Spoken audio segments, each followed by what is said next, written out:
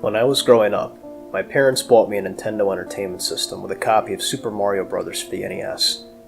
I always played that game.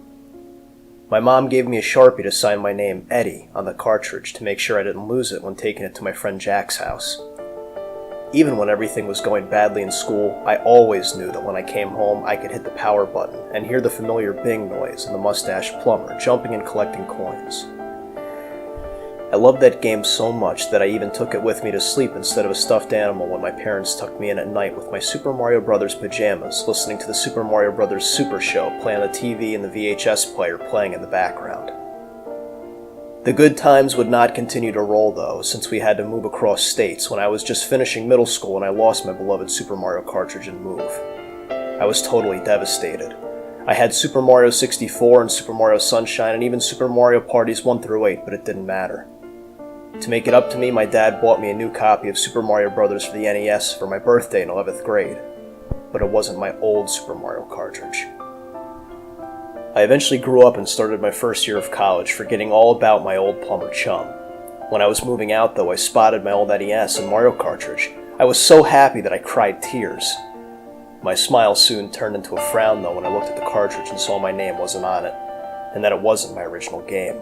"This is terrible," I said out loud. "I'll never find my old cartridge again. And it's even broken and doesn't work." I did have my NES though, and there was a store where I lived called Game Shop, a bad ripoff of GameStop, only they specialized in buying and selling old video games from the 1980s. It was super cool. I became a regular customer and played games like NBA Hoops, Rampage, Mega Man, and all the classics. Oddly though, the store sellers never had Super Mario. One day though, as I was looking on the shelf, the store manager named Joey told me that there was a local garage sale down the street where there was a ton of NES game cartridge games, and he said, "I wanted to tell you first so that you could get there before we pick it clean." I said thanks to Joey and ran to the garage sale hoping to get there before another game enthusiast did and got the prime choices. There was an old man there, sitting in his garage next to a table surrounded by boxes. I said hi and checked through them to see if I could find Super Mario. It was so weird that such a popular game was so hard to find. Eventually, after searching, I asked the old man if he had Super Mario Bros.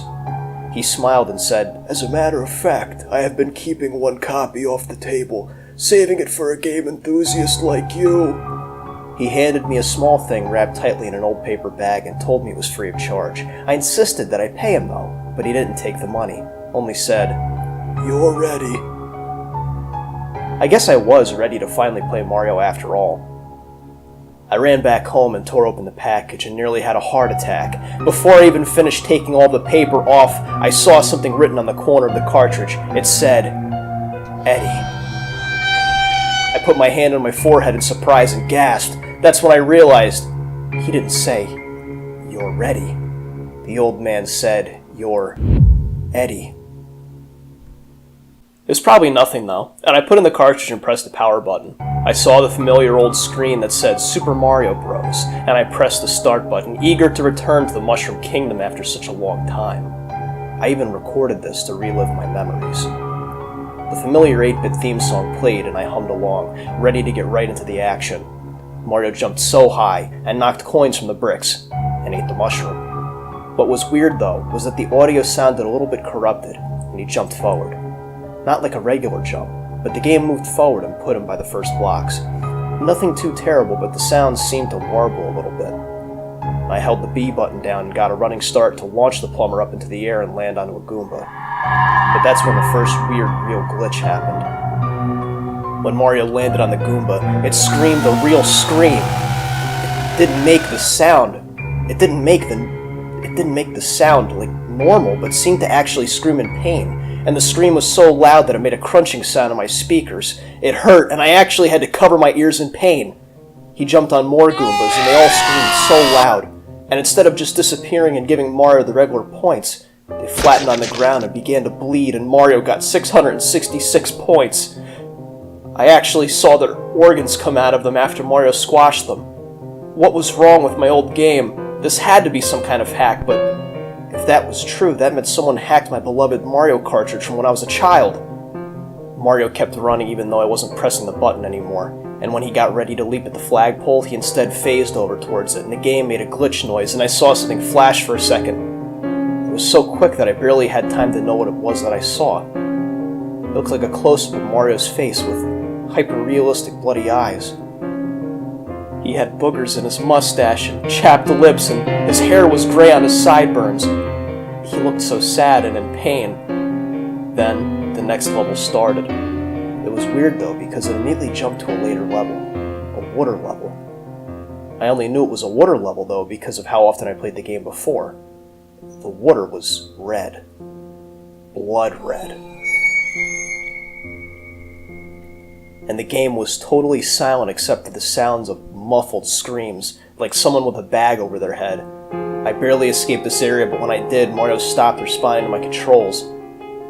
The game was completely silent now, except for the sound of wind passing through a forest. I looked at Mario's little face. He looked genuinely terrified. It was like he was mouthing something to me, but I couldn't tell what he was saying because the 8-bit sound card in the NES. He was so scared, but I was too. Nothing like this had ever happened in Super Mario Bros. I saw Mario look off to the right, and it sounded like something began to walk off screen. He looked at me and said in a deep demonic voice, "You left me here, Eddie, all these years." Suddenly, Mario screamed really loud! I screamed and dropped the controller and ran at the TV. I pulled the plug out of fear, but the TV screen stayed on. My recording software got corrupted from when I pulled the cord out. Mario screamed and exploded all over the floor. His blood covered the ground and his limbs fell this way and that. I saw his head land on top of his body with one bloody eye popped out. Then my power went out. I heard something running in the attic above my head. I turned around as the NES fell off of the TV stand and onto the floor. That's when the TV turned back on, and I saw Mario's face in the TV from the Super Show. He said to me, "You will go to hell before you die." And as I looked at the staircase, I saw a man dressed in a Mario costume holding a gun. As I heard the bang from him shooting me, I woke up in my bed covered in sweat. Then I heard Mario say in his voice, "We're just getting started.